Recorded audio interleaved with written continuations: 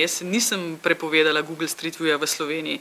Jaz Google Street View samo postavljam določene pogoje, ki bodo skladni s slovensko zakonodajo. Gre namreč za to, da jaz zahtevam, da se anonimizirajo obrazi pred iznosom v Združene države Amerike in govorim tudi o tem, kolikšni so lahko roki hrambe takšnih posnetkov v Googlovih bazah. Jaz se z Googlom pogajam. Google prihaja v Slovenijo k meni na sestanke. Še vedno se pogovarjamo, jaz sem odprta za rešitve. Res pa je, da Google ima probleme v Evropi, zato ker je doktrina zasebnosti v Evropi povsem drugačna, kot je doktrina zasebnosti v Ameriki. In Google ima težave v Grčiji, jih ima na Irskem, jih ima v Italiji, ni Slovenija edina, ki ga pri tem, bom rekla, zavira. Globalni zakon o internetu, ja, bi prinesel določene rešitve, ampak kot že rečeno, se mi zdi, da je to danes prej kot ne misija nemogoče.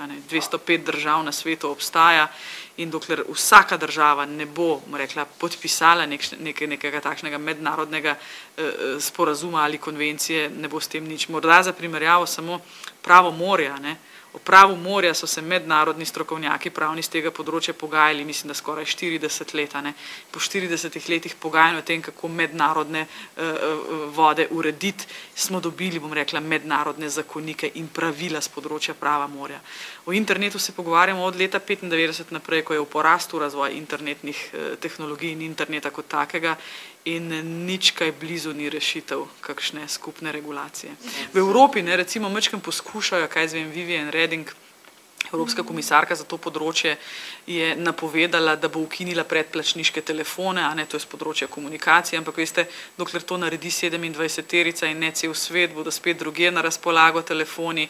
Govorilo se je o tem, če se spet dotaknem interneta, da se elektronske pošte nikjer v Evropi ne bi smelo registrirati brez predaj, bom rekla, pravih osebnih podatkov in identifikacije, ampak dokler imamo hotmail.com, pa gmail.com, takšna, bom rekla, regulativa znotraj 27-terice ne reši prav nobenega problema.